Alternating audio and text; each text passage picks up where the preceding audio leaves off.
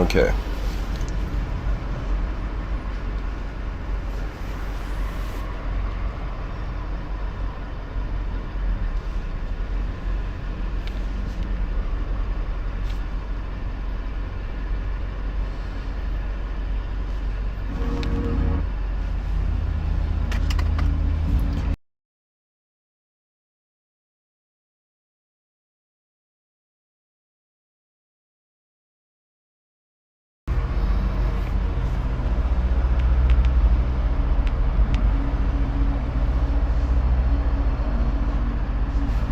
Okay.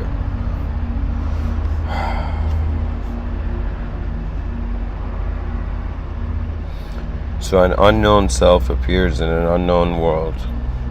The unknown self notices it is noticing the unknown world. The unknown self notices it is noticing the unknown world and recognizes this as knowing.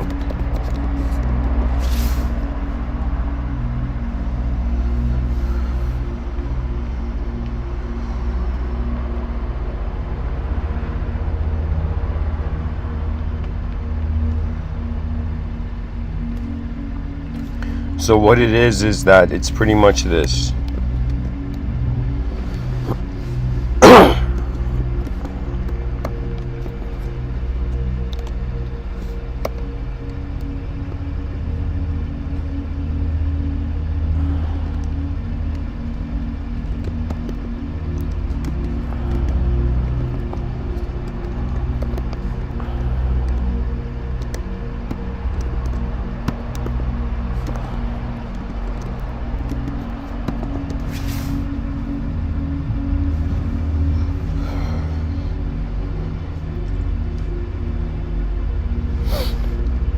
And then you should treat these four as like a circle.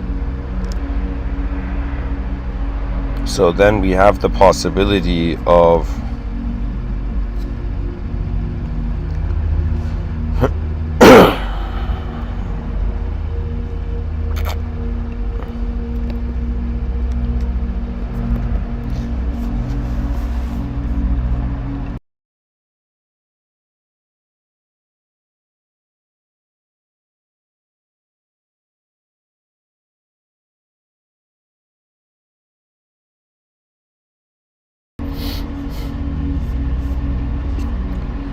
so what it is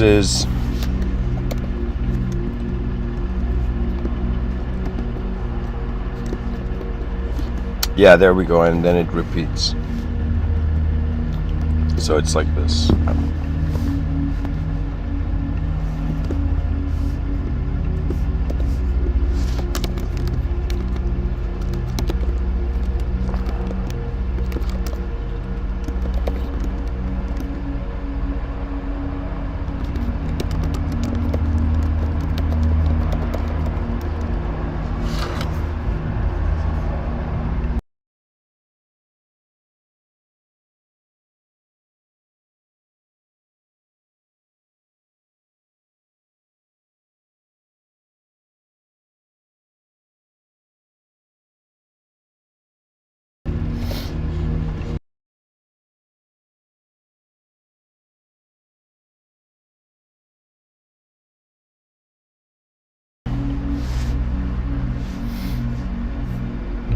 Excuse me. So what am I writing here?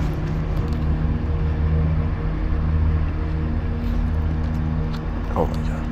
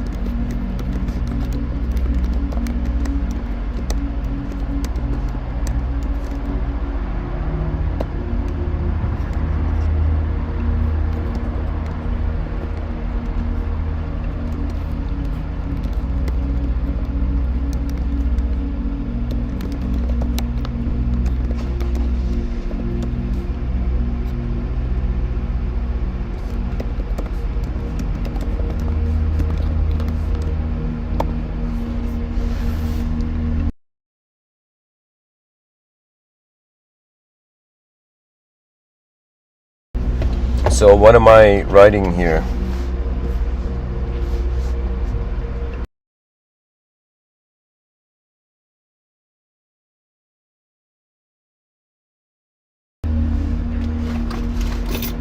Pretty much this is Mr. Within's view on evolution.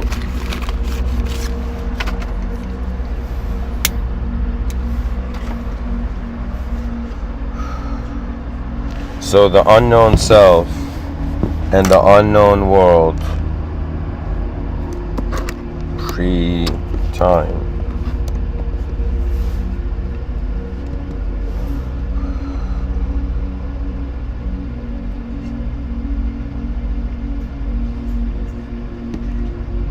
Excuse me guys, I messed this up.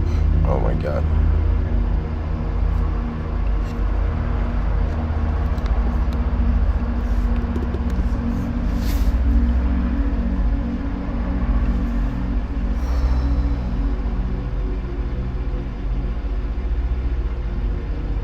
So we have an unknown self and an unknown world. Actually, the next one after this should be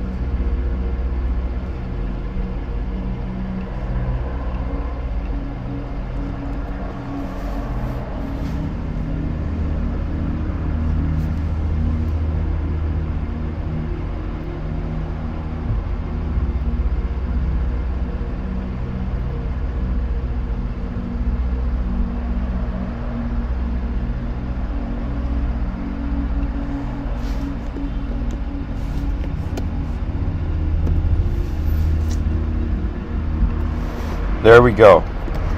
This is the cycle of manifestation in this plane of existence, as Mr. Within considers it. Yep. It's the same thing, I'm just writing it different. There we go. So what does this mean?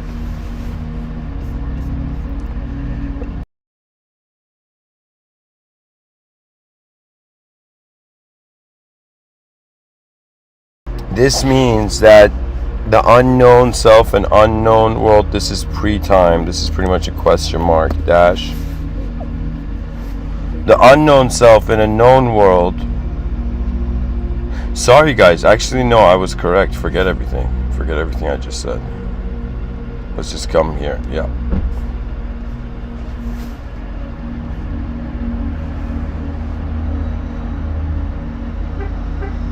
Yep.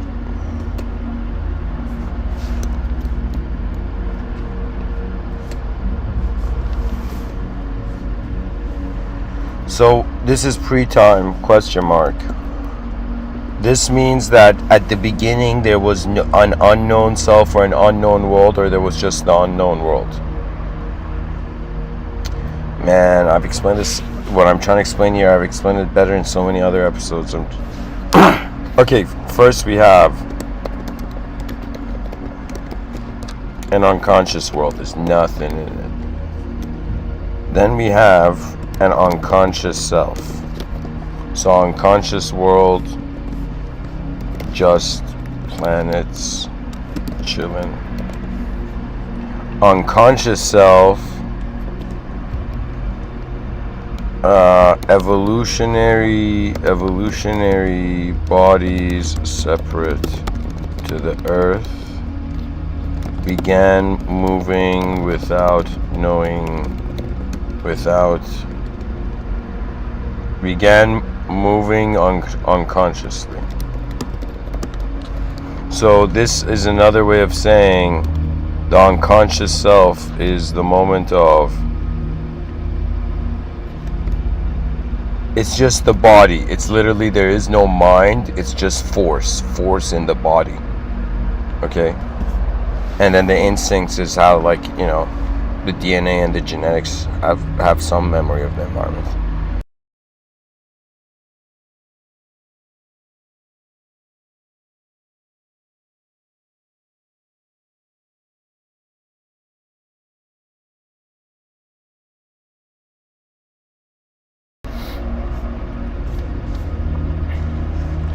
The known self in the unknown world. This is when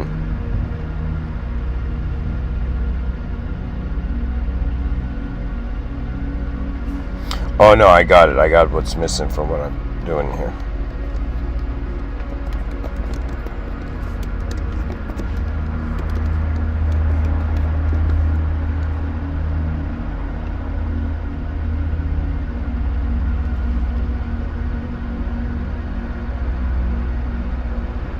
Yeah.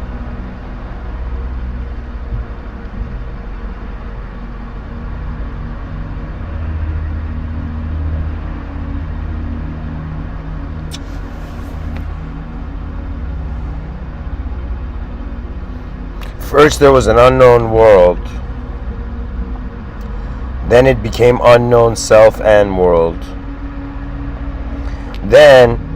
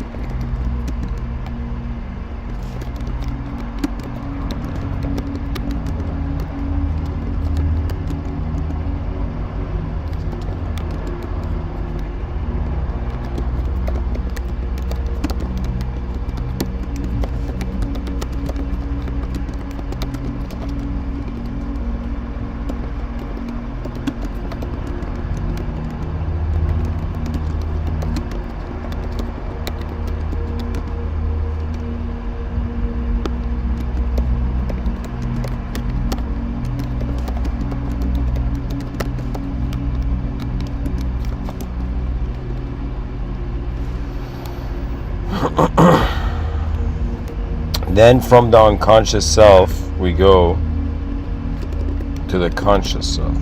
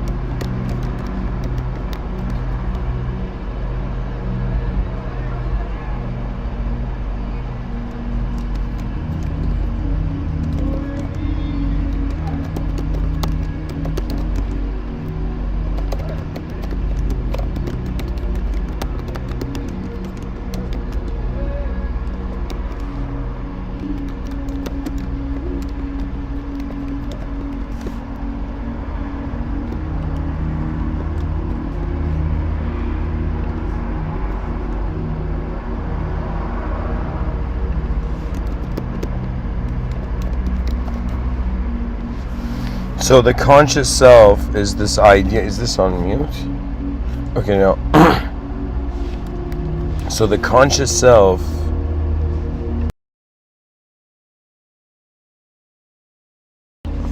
is pretty much imagined just like an evolutionary creature, just a creature just constantly, making mistakes and then realigning, but just this creature without knowing what it is, just moving, right? It's like an unconscious movement. Imagine like a child crying, right? Like a newborn child crying, like that's an unconscious movement. It's not unconscious to others, it is an unconscious movement to the child. That means what the child is doing, it doesn't know, right? And the whole point of maturity is that we start knowing what we're doing or how we're happening as an entity.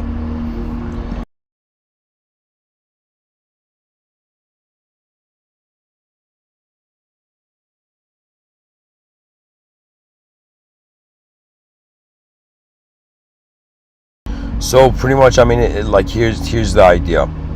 There was just like, imagine the planet, nothing. Okay, then like some creature arose, the body of a creature arose. This body was just moving without any organized, like without any intelligence, right? Without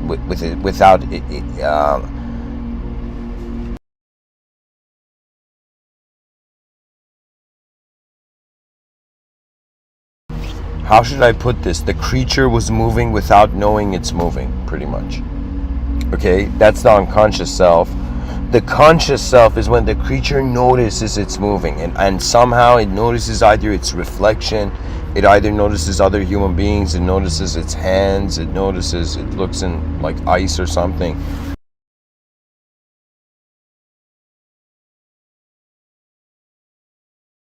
It looks into a pond or sees its shadow. But what it is something something that's moving without any organization, right? Something that's just chaotically moving. Suddenly consciousness allows us to pinpoint, to plant a flag where suddenly our sensory experiences of reality begin orbiting around. You know, many people, you know, they think they suffer because they have an ego, but no, you know, they suffer because they don't know how to use their ego.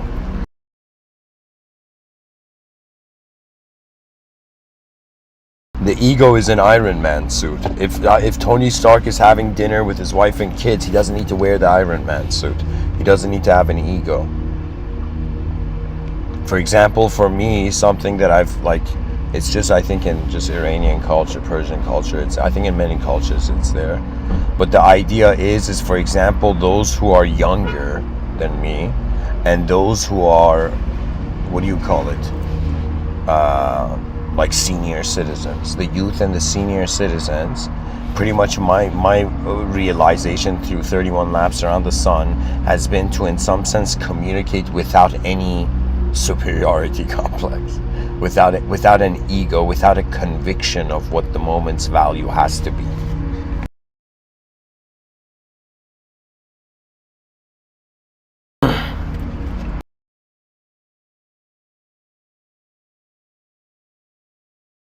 You know, there was a time where I thought I had figured out a solution to narcissism. And I was like, yo, the narcissist is just talking about himself, right? Just trying to, just not in it, having no flexibility to change his context and just staying in his own mind. Like a stubborn person is like literally a narcissist. Like it's the same shit.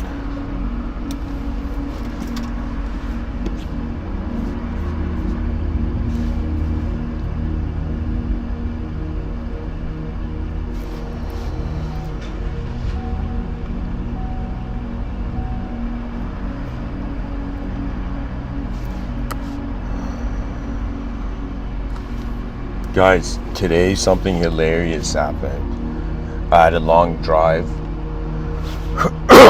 and in that drive, right, I was listening to an audiobook from Michel Foucault called The Order of Things. And in it, Michel Foucault was saying something where it was so other dimensional, like it was so otherworldly. Like you can sometimes tell when a writer or philosopher or an individual's mind has been opened in their inner realms poetically. What that means is they've had flights of mind. Not everybody has flights of mind. Most people have, like, you know, buses of mind or subways of mind, trains of mind. You know, but to have a flight of mind means to have a complete faith of shifting elevations, shifting the dimension, the perception of reality, which then it is the definition of the dimension.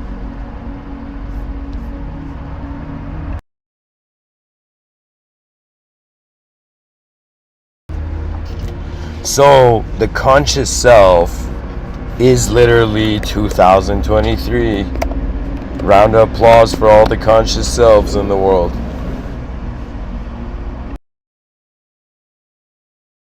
So we kind of look at the unconscious world, no choice, just a design, just pre-designed, pre-implied or pre-powered meaning to the unconscious world.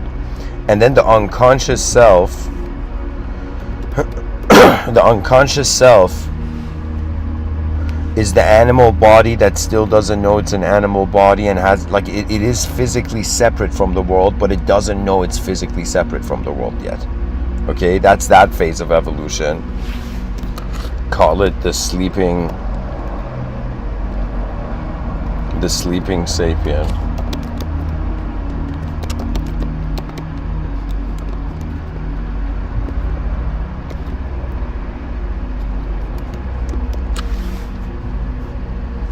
The conscious self is the awakened sapien.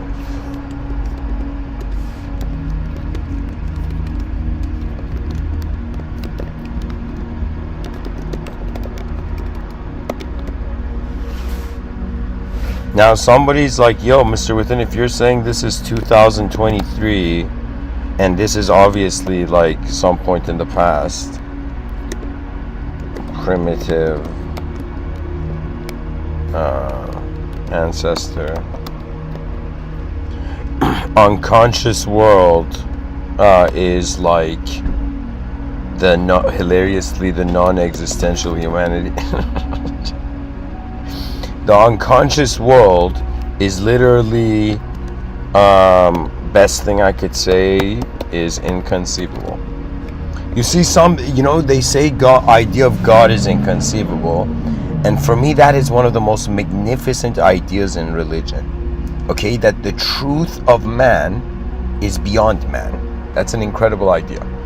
Okay, but when I think about what else is inconceivable, I'm like, yo, the future is inconceivable. The edge of the sky is inconceivable. Do you know? The ancient past is inconceivable. And it's so remarkable. It's like imagine it's a cornfield, and we're like a bunch of butterflies on like one corn plant.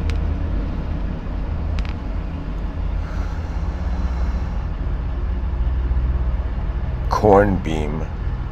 I don't know what they call it.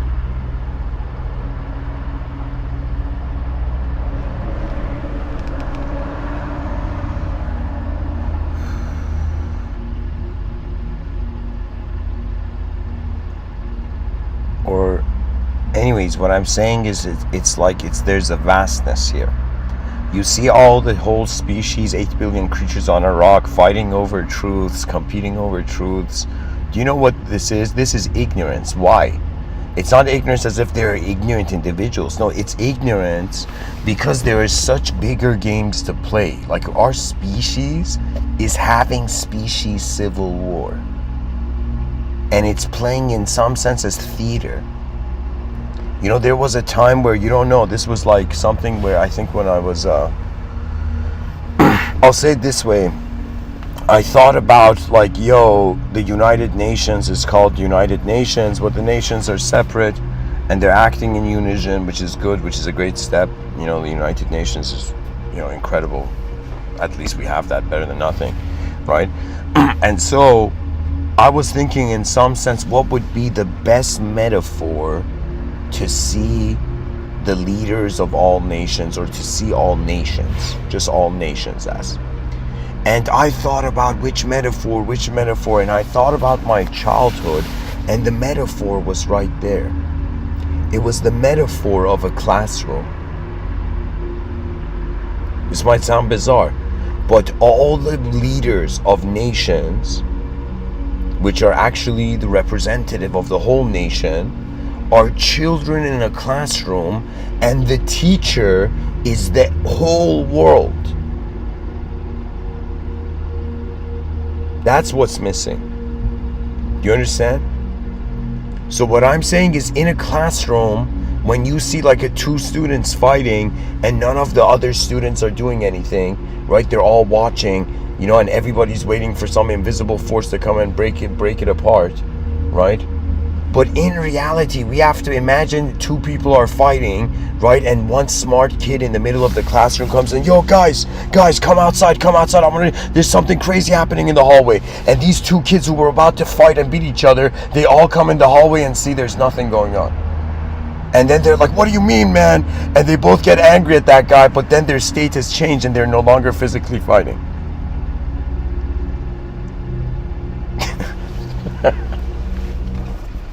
So I'm saying, in some sense, we need to shift. We need to pretty much if there's wars going on the planet, these wars need to just be paused for a year.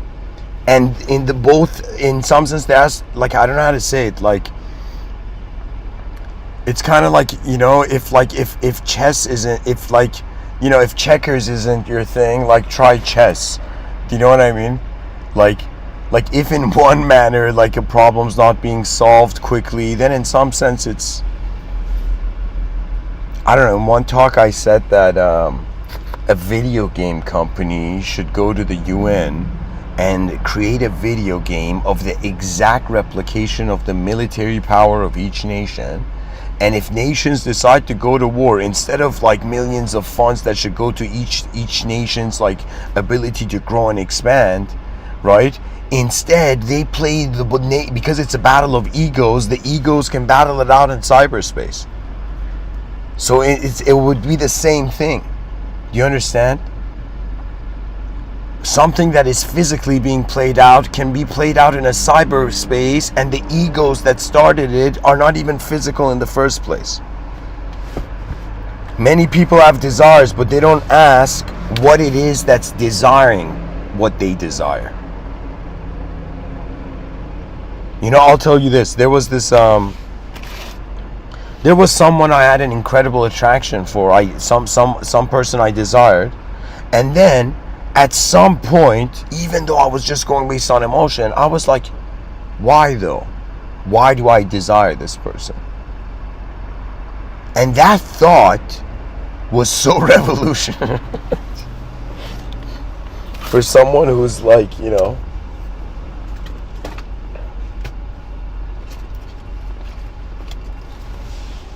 doesn't get hints all the time, you know.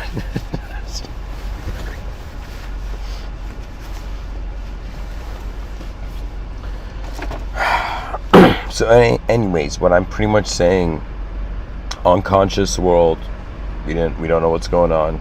Unconscious self, a shape, the body came into place, but no mind. Conscious self is body plus mind. Now, when I say conscious world, this is in the future. So this is where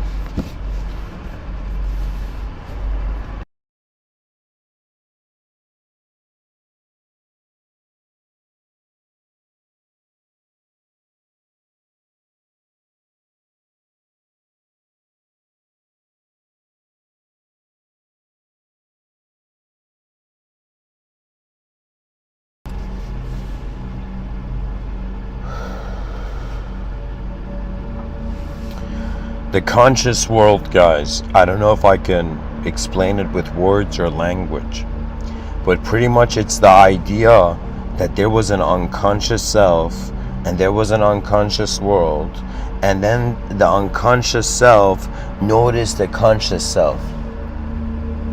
It noticed the world, and now it's conscious, which means it's responsible and an active mobile agent. This is what consciousness for the human experience is that right now you're just responsible for the body of one organism. That's how far, let's say, you're responsible. Now some people are like, yo, Mr. Within, what do you mean? Life is hard, it's tough, there's turmoil. And I'm like, yeah, sure, but it's also a matter of the context of scale. You know, or the scale, it's a matter of the scale of your context. So if you think that this is it, then of course you'll be afraid. If I think my jacket is my skin, every time it rains, I'll be like, no, I don't like it. You know, it's like my skin's being unnecessarily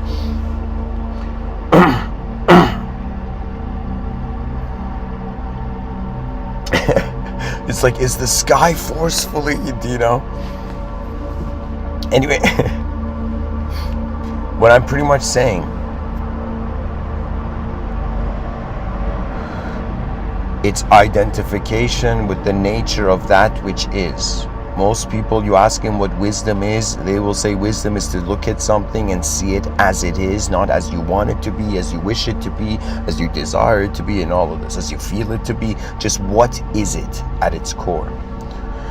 You know, and so the conscious world is a suggestion that you are being conscious right now through a self. That's why it's called conscious self right now, because that the responsibility level of your awareness is this biological body right now. You might even think you're like a mighty enlightened sage, but if you're in the human experience, it's like, yo, this guy said he's enlightened, but he's wearing the human uniform. I don't know about that, you know, like. And what I mean by that is that enlightenment is not even human. What that means is enlightenment is a realization that before you were an individual self, you were a universal self. This is Vedic mysticism. I'm going a bit of a tangent of what I was explaining here. Here, I'll come back. let me see. The conscious world will be a world where you do not have an experience of just one body.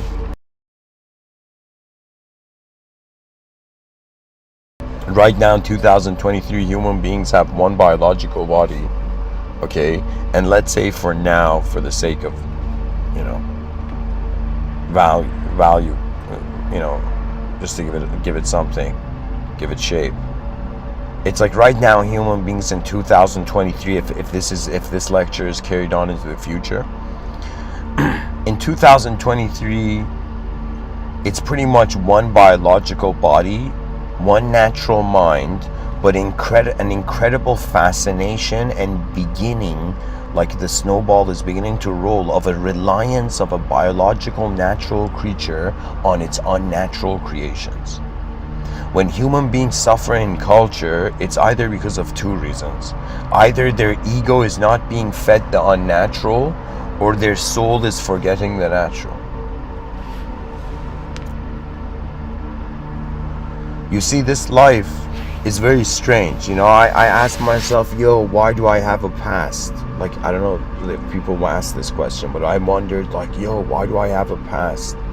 And then I was like, it makes sense, because then I'll have a purpose and vision of the future, because then it makes sense. Like, it's like, what's the point of living a life and not realizing you're living it, right?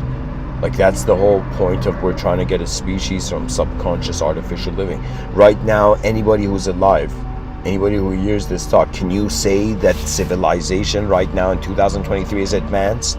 Oh my God, no. If advancement meant just giant rectangles everywhere, rectangular boxes everywhere, it's like, no, it's not advanced. It's literally like we stopped building the Lego. It's literally like we put like a few Lego pieces and stopped building.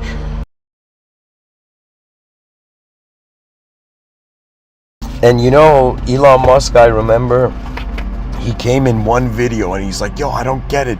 We went to the moon, and then after that there was no progress, and I had to come and be the champion. He didn't say like that, but I think he felt that. And I was like, why did Elon, how could that be possible? And I was like, it makes sense why we have not been evolved, because for the first time, the species that was dependent on a natural environment, check this out, you're a natural being, right? Everybody's like, why do people go hug trees? Because they're a natural being, right? So you're a natural being. Your ancestors were raised in a natural environment. That means you have all this biological training and hidden skill in your genetics in a natural environment. But then we stepped out of nature. We created an unnatural environment. Then we created an unnatural inner environment. Then value systems came into play. Then laws and structures and boundaries and regulations came into place. And when I say regulations, not just outer realm, in your inner realms, there's so many regulations, right? Law is something that it's like the ego dislikes, because an emotional entity may dislike. But if you look at how long it took for a species to be civilized, like it's just the fact that we can talk now is remarkable. And just imagine if we didn't have ears and if we didn't have mouths as a creature, right? Imagine, like, if we were some different kind of entity or something, imagine, right, in a parallel universe or whatever, like, imagine, I'm just saying, imagine how long violence would have continued. Just imagine that.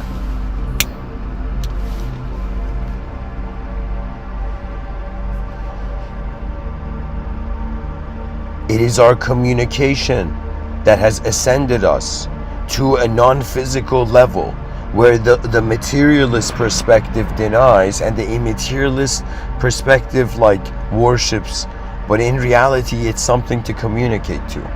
This world does not want you to think of it this way. Imagine, right? Imagine there's a president. Okay, imagine there's an extraterrestrial in the future how would I say it?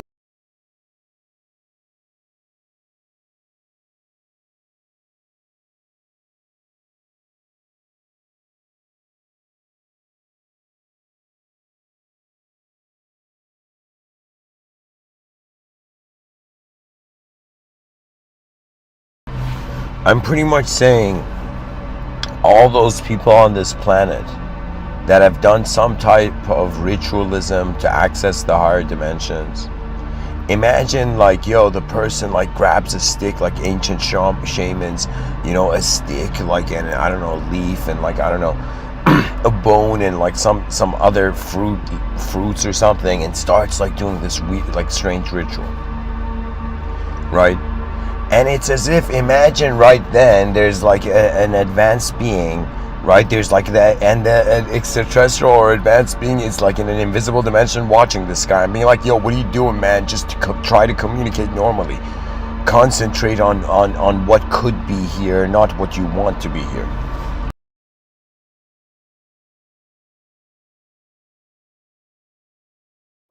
The conscious world is literally where there is no self, or here, I'll write the best sentence here. Where yourself has become the whole world. It is not a humanized conclusion in the outer realms. Yeah, that's the thing, you know, for a long time I'm like, yo, everybody's acting like we're human so easily, but I was like, yo, how long is this gonna last? Are we like, is this a phase? Are we taking for granted, like some people are grateful for their supper, but how many people are grateful for their evolutionary opportunity to exist at all in a world where they can actually engage and interact with a system that's trying to go further than any individual can? That's the point of civilization. It's all of our efforts and their destinies.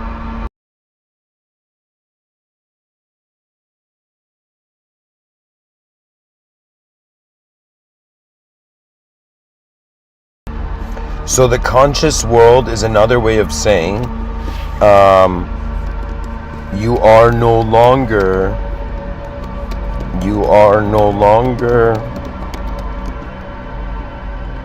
an individual, because the capability of the scope of your consciousness has equaled the totality of your whole moment of being, which includes the world.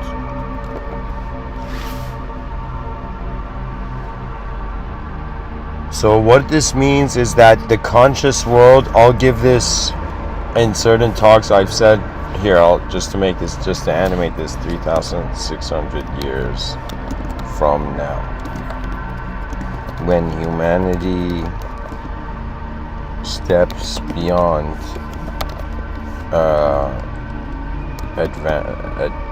advances beyond the language threshold. The language threshold is a concept I've designed, I use it in a unique way. Language threshold, there we go. Guys, I'm gonna go, my attention is gonna come to the comment section in a second. Bear with me.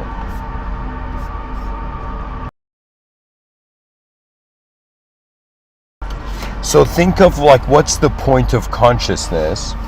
Somebody can say, yo, consciousness is here to display its ability, you know, to show how much it's competent, how much it's capable of using its reality. But we see that the self is competing in the world to be the most advanced and the greatest self, but the greatest self only comes about when the greatest world is there. So imagine somebody claims themselves, yo, I'm an advanced being, and then a philosopher comes to them, it's like, wait a minute, bro, you say you're an advanced being, but are you in an advanced world? And the person's like, yo, I'm not in an advanced world. And then it's like, how can you be an advanced being then? Do you know? If the world is not advanced, then it's like, let's be real. It's not, and nobody's advanced then. right? For me, it was like everybody's trying to improve their concept through the lifetime, which is abstract, and when they die, the value of their individual concept, which was only a value to them, goes away. So I'm like, what's this weird thing about life where everybody's living to themselves silently and then they suddenly are dismissed? And I'm like, yo, there's something more. The species is waiting for great events and great mountains to climb together. Do you understand? We have experienced the failure of collectivity, the inefficiency of collectivity, so the only thing left is the advanced civilization. That is the genius of Civilization 2.0. This might sound bizarre, but I had this vision that advanced civilizations even become siblings. What that means is like an advanced civilization may become like a guide, watch over other advanced civilizations. Even if like some people are, yeah, aliens are watching us, sure, but that also means an advanced civilization potentially is watching us. For somebody's like, yo, there's aliens, what do we do? And I'm like, yo, we should, it's like we shouldn't want them to come down on Earth, not because they could be dangerous or whatever. You know, I mean, sure, if they're dangerous, we don't want them around. I mean, I don't think dangerous aliens will come here because there's no, like, it's like, it, you know, it's kind of stupid. If they're evil aliens appear, then this world is kind of stupid. I don't know how to say it. Like, in movies, you're like, okay, that's good entertainment. But if in reality an alien invasion happens, I don't know, I'll be like the stupidest shit ever. You know, like the world we But let me tell you this, the idea is, even if there is an invisible other, we should be so advanced not to be freaked out by it. So imagine an alien lands down glowing with like shimmering, like, I don't know, pure starlight light, you know, and we're like, yo, this alien, right? And then the alien lands down and all the human beings are just there, like just busy doing their stuff and everything. And the alien's like, yo guys, I've arrived. Your species has been waiting for alien contact. And we're like, yo, and imagine somebody's like, yo, welcome. An advanced communicator goes to the alien, it's like, oh, welcome, man, here, grab something. It's like, get to work, you know? And so my point is, our species becomes so occupied in activating its potential. Like, well, the idea is, it's not, when I say an advanced civilization, people may think I'm just seeing as far as a human vision. The advanced civilization doesn't mean it's human. That I have this term where I say the advanced communicator, an archetype, Mr.Within an archetype. I say the advanced communicator is the most advanced communication of the universal sector. Okay, communication. Now, when it comes to an advanced civilization, it's another way of saying an advanced civilization is the most advanced expression of a universal sector. It's not just the human civilization. That means, just like, for example, like, you know, the mother bird had to let go of the baby bird, you know, and the baby bird had to have faith in going. Like, at some point, like, the human civilizations going to become so advanced that it's like other dehumanized archetypes are going to come in and pretty much inhabit it, right? And what that means is this is really far in the future. And I mean, I've you know, these are probabilities which I've kind of made into sci-fi stories. I'm unpublished yet, but it's coming soon. So anyways, now we can look at the chat section, and people are like, oh my god, is this guy serious?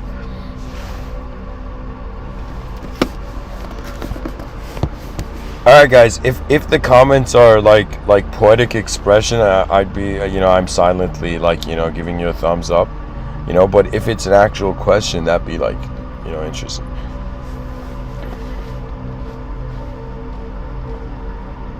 Somebody says children of the corn.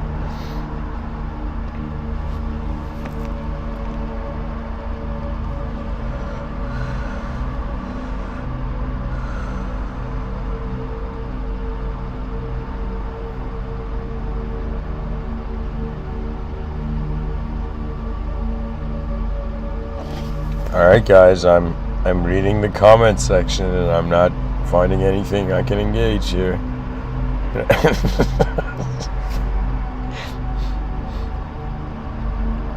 You know what it is?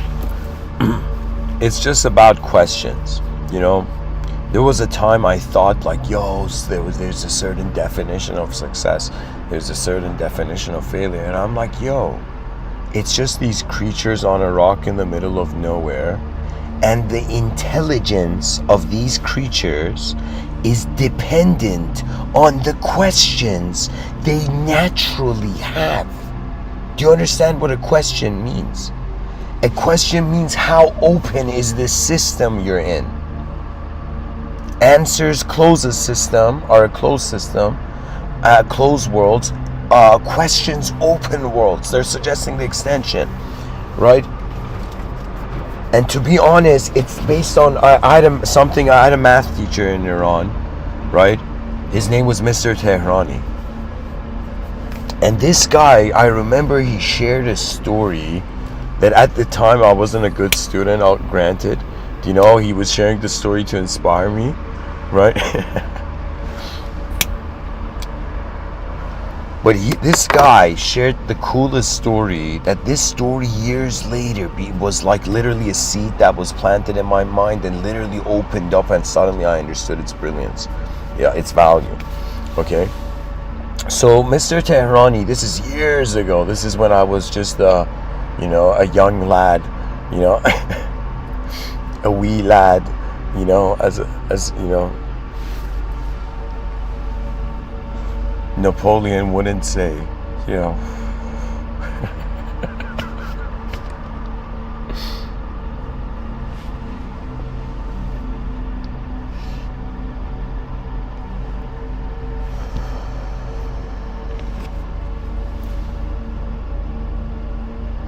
Mr. Tehrani, this guy, okay, he was enrolled in like, he had this like very complex physics exam in Iran, right? And at the same time, he was just had ambitions of playing, like he was playing like sports all the time, okay? And so what ends up happening is that he realizes he's left it for the last night, and he has to cram for the most important exam of his life, that all the exams of his educational system have come to this one exam, right? And so, you know, and he's there telling us, you know, what he did, like how he crammed for this. And he's like, I came and I realized there is too much to study in one night. And he was like, I decided to solve the hardest problem, the most complex problem, okay, out of all these physics questions. It was like an advanced mathematics physics course or something.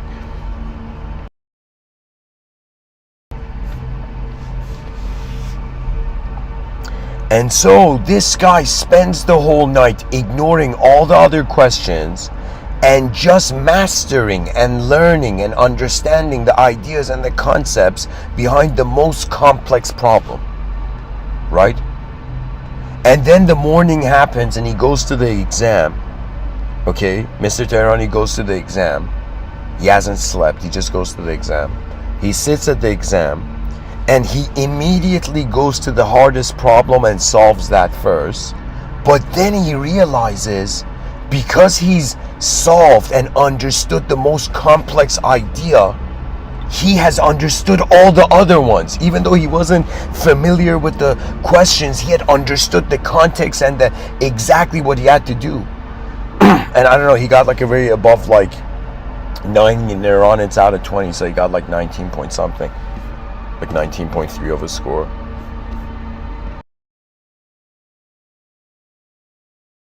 So that's the thing, right? So he was like, yo, I tried to solve the most complex math problem, right? Physics problem, out of all the problems in that exam. Now, Mr. Within is someone who's trying to solve the most complex problem in mysticism, not mathematics, okay? Which is why what he's experiencing existence pretty much comes to the title.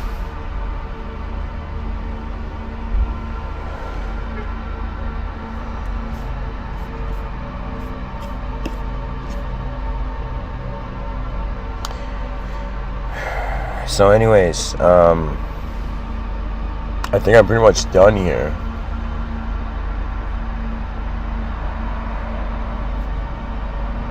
And the audience is usually so enlightened, there's usually no questions. Let me see if I was an audience member right now, what would be a question I would ask? How would I challenge myself right now? So, what is experiencing existence? So we have a trio of the what, the experience, and the existence.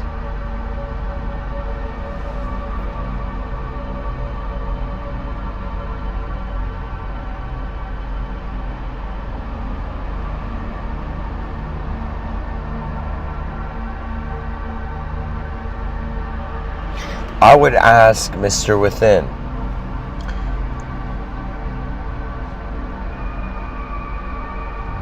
is existence physical?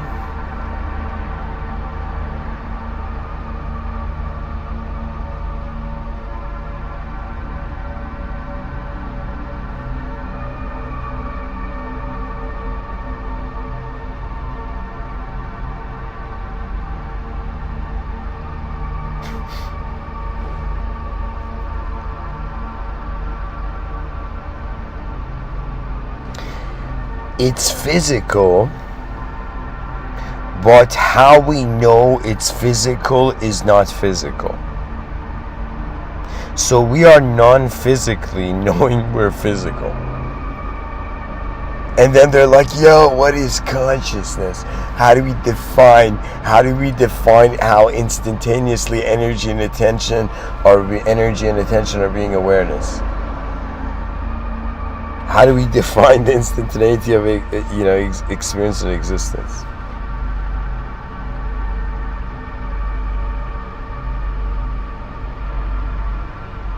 Somebody in the chat section says, is it love? So what is experiencing existence? Like, as an answer to the question, they're saying, is love experiencing existence? You know why it can't be? This might be a bizarre argument my mind is fathoming right now, and I can't say I love this argument. But the reason it can't be love, because love doesn't develop unless there's a contrast. That means you need to have an experience and then understand why love makes sense. So love can't be a primordial state. This might sound bizarre, right? I mean, this is how I'm seeing it in this moment, in this talk.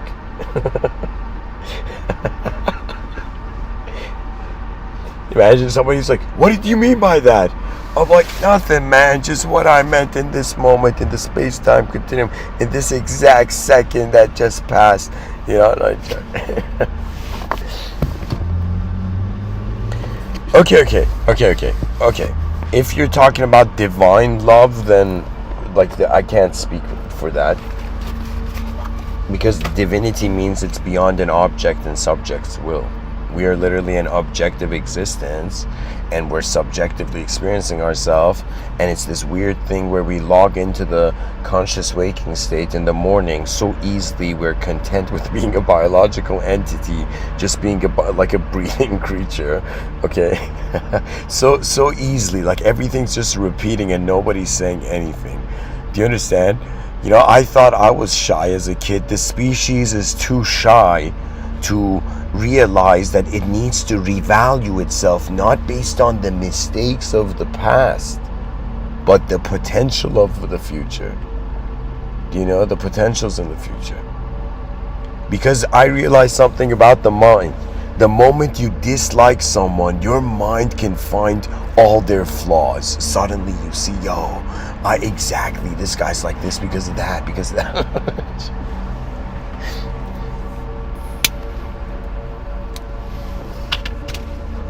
What is experiencing existence? It could be love. But I feel love is so complete, it doesn't need any experience anything. It's just complete. Like we experience love. You know, I wouldn't say love needs to experience anything. Love is like literally oneness, has nothing to do. It's perfect. It's perfect before it can be perfect. You know.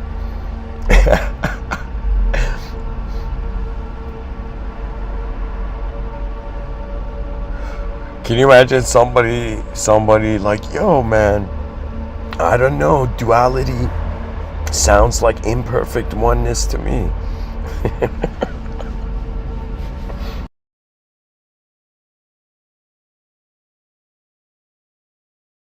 Can you imagine how hilarious would it be? Like, imagine extraterrestrials landed down right on Earth.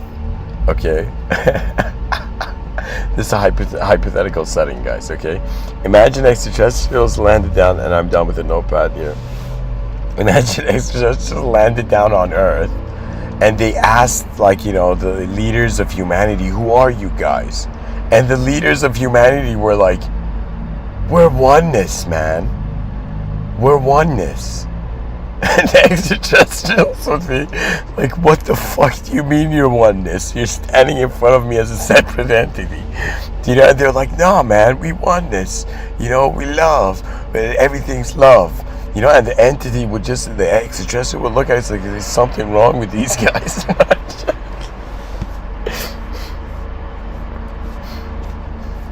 Oh, man. Yo. The extraterrestrials would be like, oh shit, start the spaceship, you know. Oh man.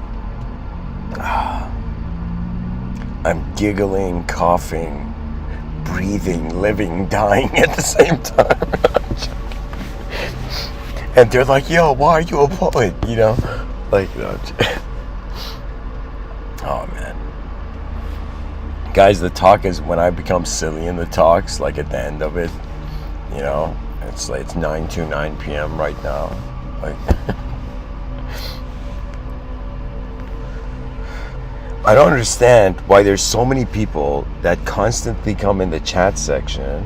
In the chat section, right? But they don't come on Discord. I don't get it. Do you know?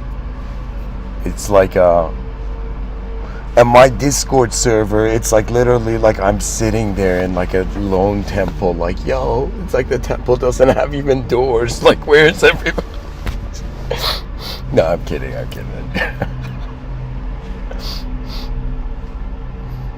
They're like, yo, maybe if you open the doors, you know, people will come, you know, into this School of Athens 2.0. I'm like, yo, buddy, it doesn't have doors. People can go anytime. Oh man.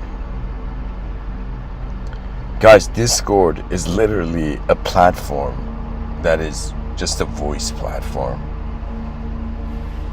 And School of Athens was this art painting drawn by Raphael in the Sistine Chapel. And it was the idea that the greatest philosophers, like back in the day, they didn't have cinemas, they didn't have movie theaters. Either you were watching people like mankind kill each other, or you would see these philosophers for the first time, like civilized human beings. And imagine two philosophers debating. That shit was like the high HD entertainment. Do you understand? People would come from everywhere just to hear these philosophers debate and just close their eyes, you know?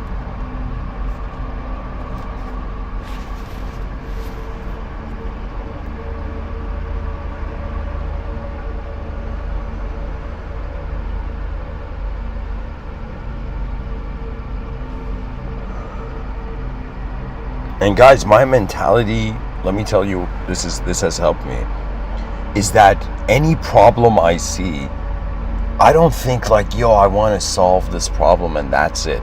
I think about like, what am I gonna do after this problem? I try to think so far ahead that spending time doing that problem is not a big deal, and I'm already thinking of the next moment, right? It's like we don't have to just play chess on the chessboard. You know, the inner realms have a capability to give you experiences and probabilities. Do you understand? Like, this is kind of cool, but imagine everything you see, your brain geometrically gives you like branches out, and those branches are the options you see in the moment, the angles you see in the moment. And guys, Discord, it's just, you just put in your, I mean, I don't work for Discord. I can't speak on behalf of them, but I think if you go on their website, like, they've spent a lot of money to explain everything. But it's a good app, especially because I have a Discord server there. It's definitely a good app, So this world is incredible. You know why? Because we are living, like, this might sound bizarre, right? But if somebody was like, yo, is the human being is this like the actual human being? Like, think about it, guys. In 2023, all the human beings you've seen, like the way human beings are living, do you feel this is actually like what this world was intended? It could be that nobody changed their approach.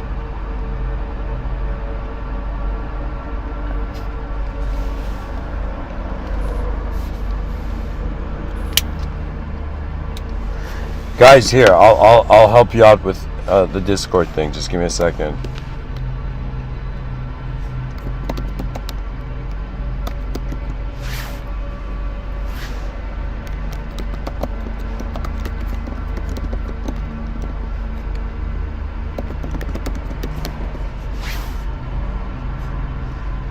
There you go, guys. Everyone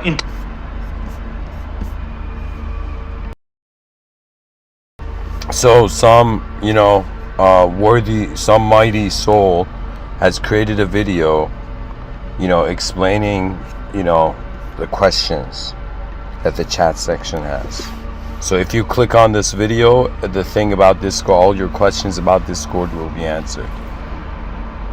You see, guys, that's how I answer questions. I answer all your questions.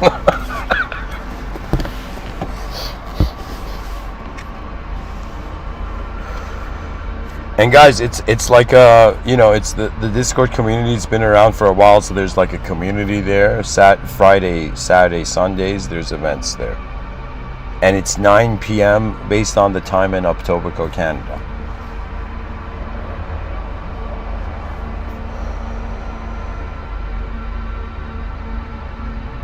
Toronto, Canada, yeah. So anyways, let me see, what else can I say?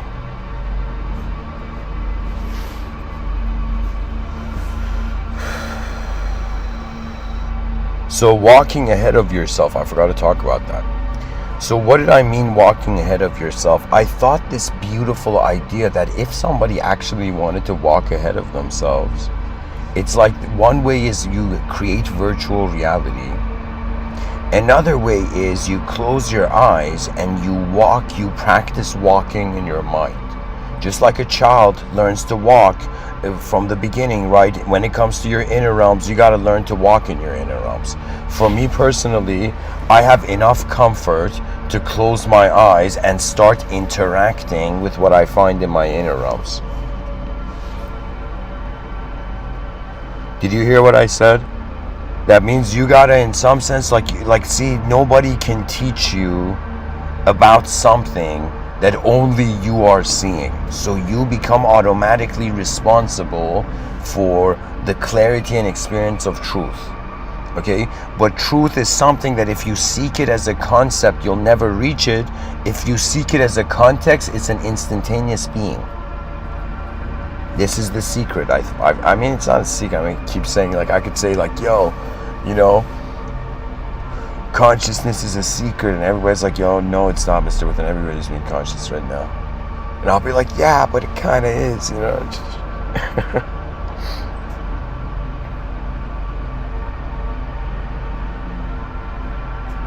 Guys, I was thinking, like, yo, what should I create in the future?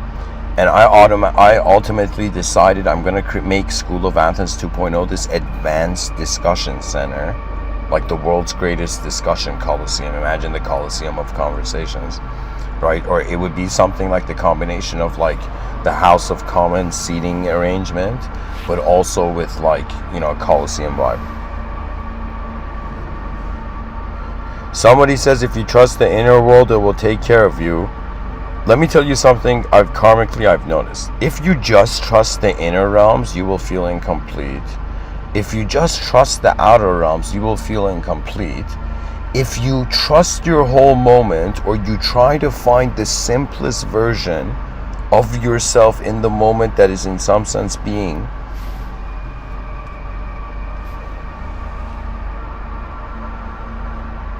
what I'm trying to say is your presence, because it's not an idea, the concept of enlightenment, which is an idea, does not apply to it. It's more like a direct experiential thing. So it's like, imagine like enlightenment is like a being, like a multidimensional being stretching, right? And in some sense, some people are like, yo, how do I stretch? It's like, do I have to be enlightened? It's like, how do I become enlightened? Oh my God, this guy, why is this guy so flexible and I'm not? Right? Because that person stretched beyond their limits. And this is why honesty is valuable, because you get to then deal with your true karma, right? That's the thing. That's one thing I've realized as a kid, right? That's the value of honesty. You get to see what you really are. But anytime you try to be something else, you'll just see. It's like the piloting of the moment will be shaky. So the School of Athens 2.0 would be this incredible like conversation center, but also a research center. And I want to get every human being who's ever written something about the inner realms or something like that, and start creating like a next level library and archive of all these, you know, trying to discover the patterns, not just in front of our eyes, but behind our eyes. That's what I'm saying. So imagine if aliens come down, they're like, yo, what have you guys done? What have you guys done that we should even come and talk to you?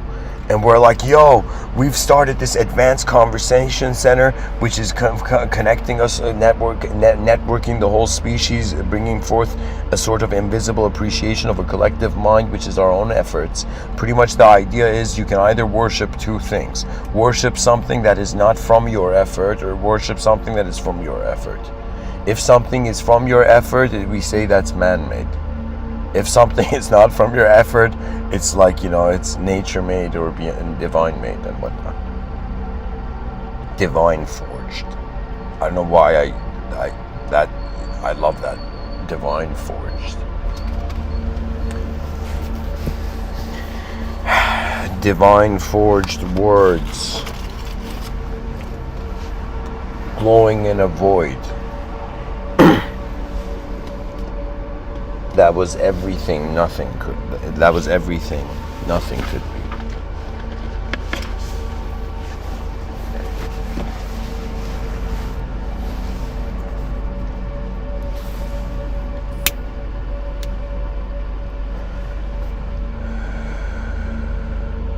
Pretty much when it comes to the study of entities, the best way for human beings, if I was to give a lecture on like entities and whatnot in the future, you know, sometimes right now I'm just like, you know, some guy talking in my car outside of a Starbucks using that Wi-Fi. But in my mind, I'm not some guy just sitting. In my mind, I find myself like if somebody pushed me, like imagine, you know, I was close friends with a university professor, and the professor was like, yo man, I gotta go, you know, I got a date, yo, go and teach, you know, go teach whatever you want, you know. I'd be like, okay. And if I was to give a lecture on entities, right, it's very fascinating, because the idea comes to being humanized and dehumanized, and then we have the human being inner realm, outer realm. So you have inner realm dehumanized and humanized, and then you have outer realm dehumanized and humanized, right? So outer realm dehumanization, we become robots in the future, for example.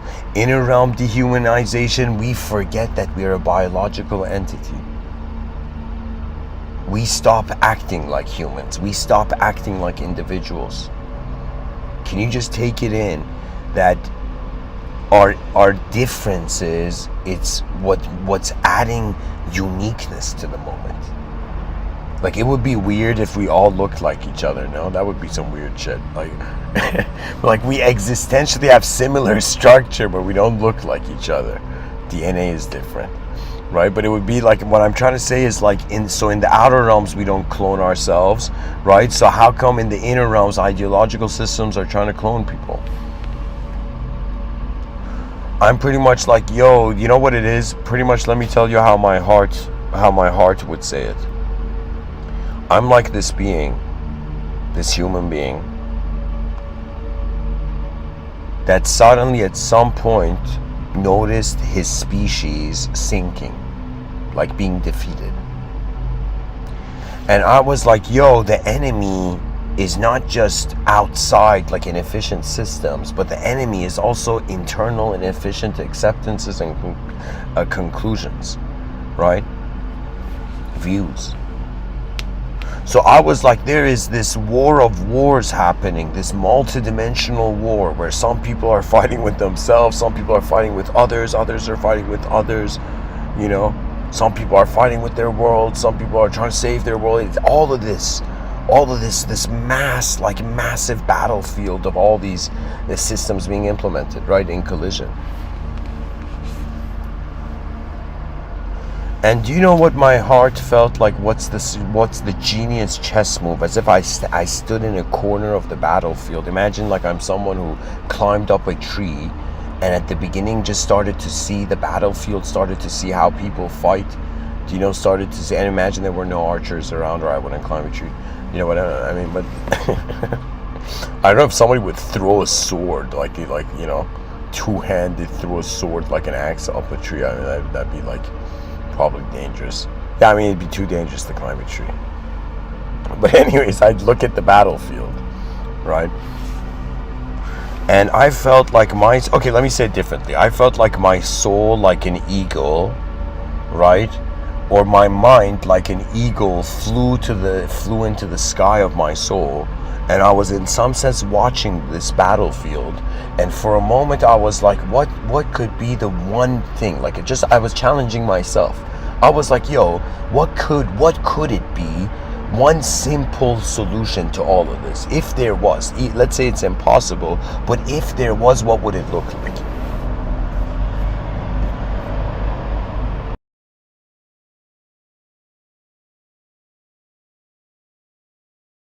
Imagine somebody says something is impossible, and you're like, sure, man, but like how far possible can it be before it becomes impossible, really? So my attitude was, I can't come and tell people what to do. That's one thing. I can't come and tell people because I don't know what every individual has to do. Right? I'm not God. I don't have that view to know like, yo, this person should do this exactly, that exactly, right? And I was like, okay, so I can't tell people what to do, right? Then I was like, okay, what's the other approach in this battlefield? And then, you know what it was? This is the approach I took. Where it was as if in a battlefield where everybody is fighting with swords and weapons. I feel really this is the whole point of Mr. Within. The Mr. Within vision. Which is really the vision within all of us that is moving in the outer realms. But for a moment I was like, yo, I'm just gonna go to the most advanced state and see what happens. And that's what I've decided in this life, right? I realized the most advanced state is not me being like, yo, I'm afraid of death, oh my God, what's gonna happen? I was like, no, it seems like that's part of the design of existence. Existence seems to be a travel thing, a tourist thing, right? And at some point, there is no existence, right? And that's cool. Why? Because then you see the next, right? But this doesn't mean existence should be devalued just because it's rough. It's like existence is like a Rubik's Cube, which till the end of time, you should honorably try to be solving it. Do you know? There are such great mysteries in the world that we can't think of exiting the world yet. We have to attend. There's so much. It's like there's greatness nearby, and it's like we can't just dip. You know.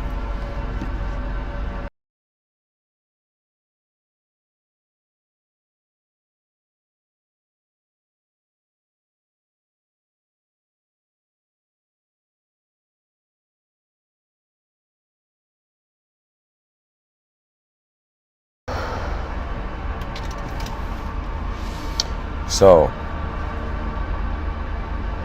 let me see if I can answer it. What is experiencing existence?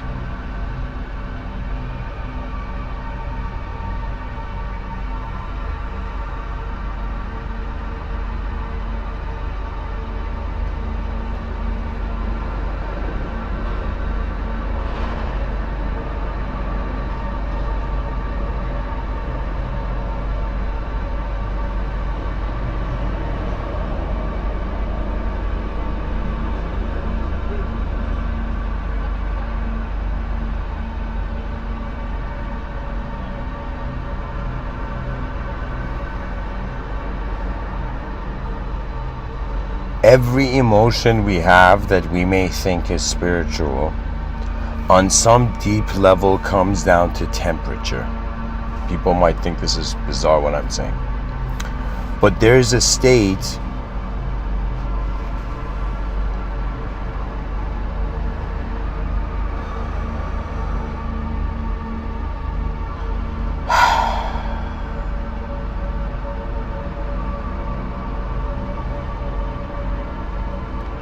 it can't be existence because there's experience there. It can't be existence because, you know, there's a what component to it and then there's an experience component to it. It can't just be experience because there's existence.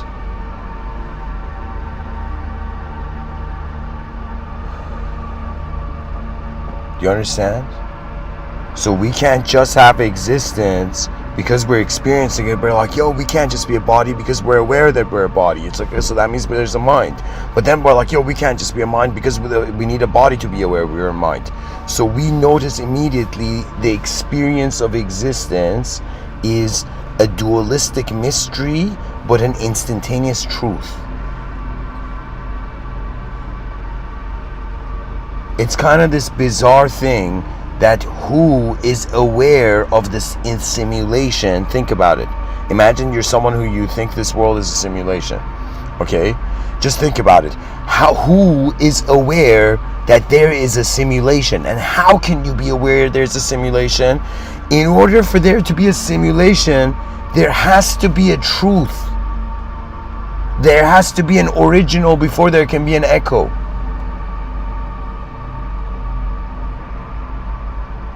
So this means the simulation is the extension of the original. It's not a simulation. To us it appears as a simulation. You see pretty much what are the options. Either everything knows what it's doing or nothing knows what it's doing. Either there's intelligence beyond the human body or there isn't, right? And we see that in nature there's a lot of intelligence. Somebody was like, yo, imagine like, yo, the future generations find the phone right in the mountains and somebody's like, yo, is this a creation of the earth, natural world, or is this something our ancestors made? And some people are like, yo, no, man, this was something that the mountains created. The mountains created iPhones for some reason. And they're scattered all around the mountains.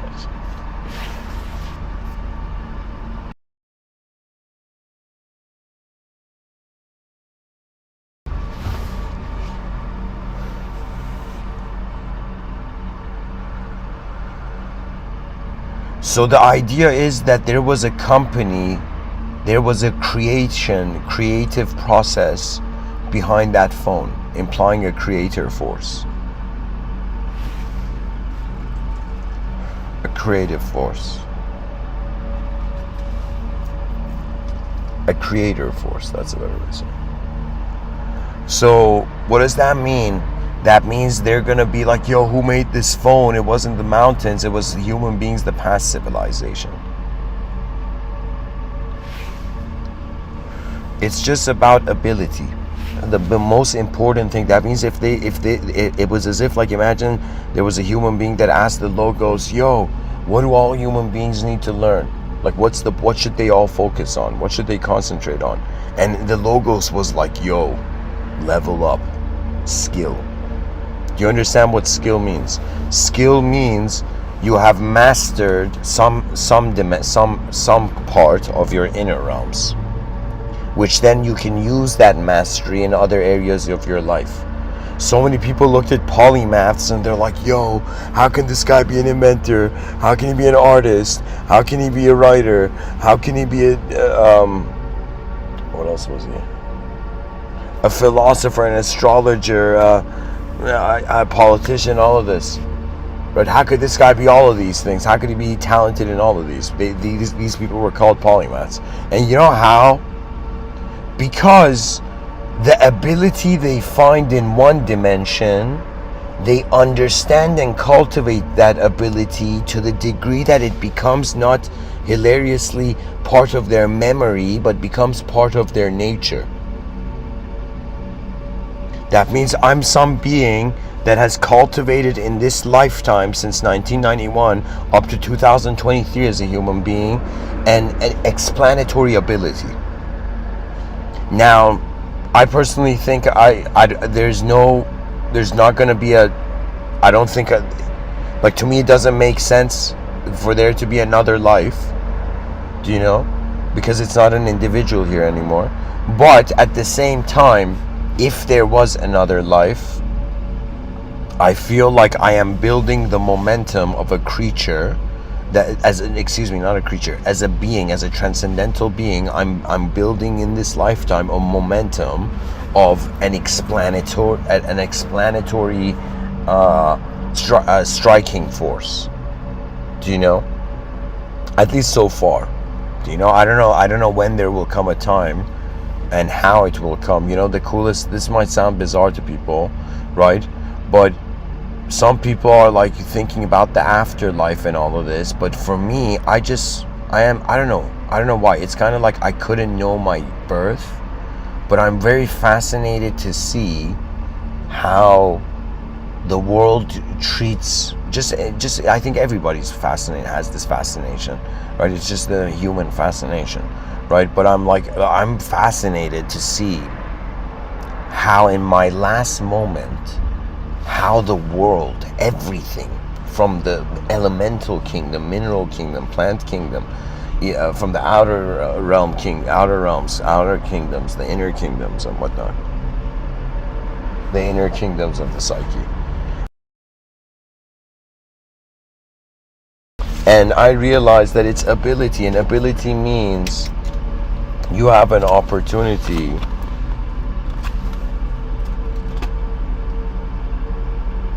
to meet a self that no one else has met, and it's up to you if you choose to introduce that.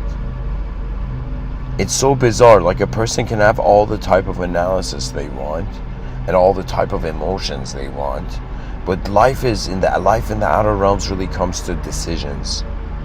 That means the speed of the moment is about the context, you know.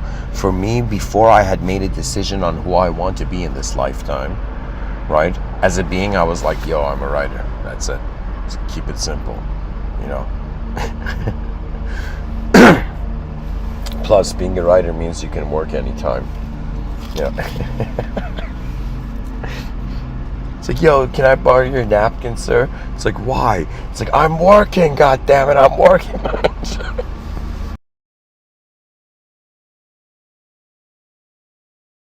And the person gives a napkin, and afterwards you're like, thank you.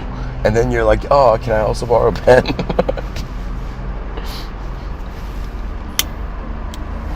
It's just observation. Pretty much it's like we are all serving humanity, and we're either serving the body of the advanced civilization, the body of civilization, or the mind of civilization, the mind of the advanced civilization. So right now, whoever you are, just look at your ability level, and you have to find moments. Okay, let me tell you this. I found myself in, long story short, my father and I went to Turkey for business.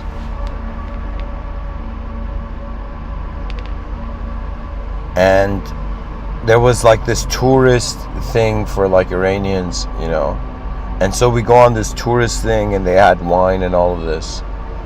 And I remember I went above this boat, and it was like a tourist thing where they were explaining, like they were like pointing out the window, yo, this is like the bridge that someone made who was important to, who was loved by many people, and yo, that's a mosque made by, you know, a very, you know, important person, and and that highway is like, and they said Istanbul, Turkey has the biggest traffic in the world or something like that, even beating India. But anyways, I went, and my laptop's gonna end, by the way.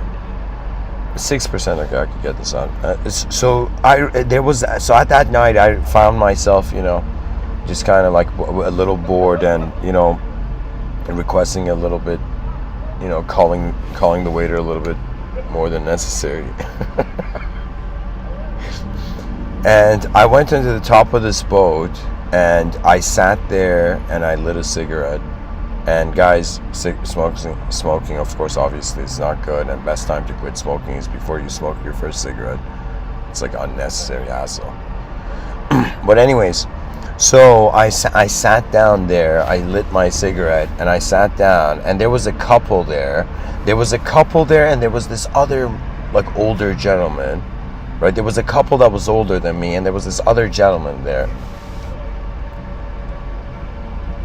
Anyways, what happens is, the guy was Iranian, I'm drunk, everybody pretty much there was intoxicated, right? And the conversation just opened up, and I remember the guy, I don't know how, like what was said that the guy, but I remember the guy saying this pretty much. He said that I found myself a moment where I just wanted to go for a walk. And his girlfriend was beside him, and he was like, you know, she wanted to see me, and I told her no. I just want to go for a walk. I just want to be alone with my own presence. Something in these lines. I mean, I'm looking a bit deep into it, but something in those lines. And to me, that was very profound, right? That we're conditioned to want to fit into a system that can't see us, and we can't accurately even see it, right? And then at some point, we have to learn to just like take a step back and look at everything again, and then move again. You know, I found it hilarious that even though you, like, let's say there's somebody who does good thing or bad thing, and you're like, yo, you're a good person, bad person. I'm like, yo, time goes forth though. When time goes forth, it means before you exit this world, you don't know who you are. You can know the nature, you could know your true nature, but it doesn't mean you can know who you would be, you know? Like, I've had dreams where in those dreams I've died, and what it's been like was pretty much, it was a dream, of course. I mean, granted, it was a dream state. But it, like, in the dream state, how the death was pretty much, like, it was just an instantaneous silent shift of attention from outside of the body. And it was this strange sensation of like sight remaining in the same elevation your eyes are, but your body is like not there. It's like you're looking out from outside of yourself at yourself, because you're not in yourself anymore, something in these lines. So in the dream, that was once. Another one was a very strange one where I just collapsed in the dream. Anyways, these were dreams, right? And I woke up and I'm like, yo, what was the meaning of that? And I looked it up, and evidently it's like, I don't know, it's a good sign or something. I don't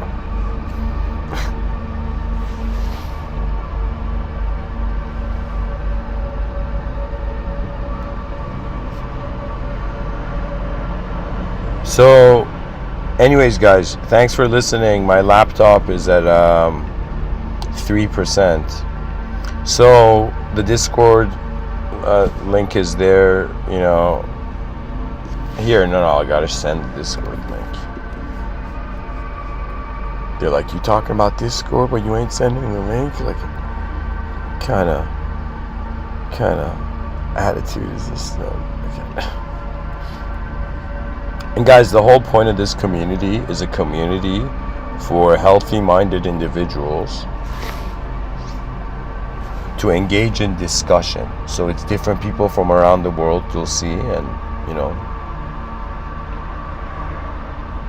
Bada boom, bada bing. I don't know what else.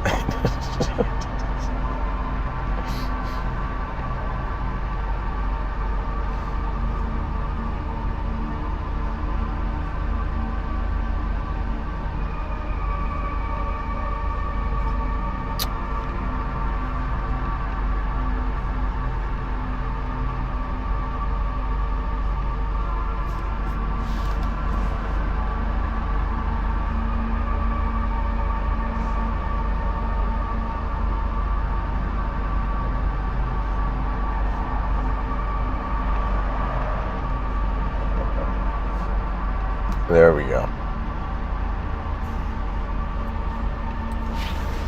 So this is the link, guys. You know. Anyways, thank you for listening. I hope this episode was interesting. Share, subscribe, comment, like, join. And pretty much, I'm trying to build an advanced civilization here. No, but seriously, I am. But what is experiencing existence, and what walking ahead of yourself means is seeing your ability, like just as a being, meaning like, yo, I'm somewhere, I'm existing somewhere, I'm an unknown experiencer of a known existential situation, as a known character in an existential situation. So I might as well try to discover the abilities of my existence, right?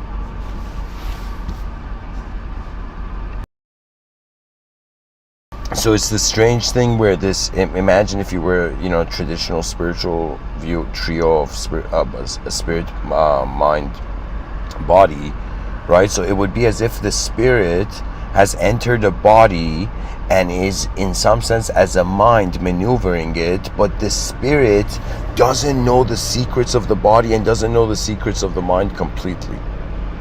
Do you understand? That means just because we're being something doesn't mean we know how to be it completely, or all in the most advanced sense. Anyways, thank you for listening. Rise, mankind, rise. And what is experiencing existence? I'll actually give an answer.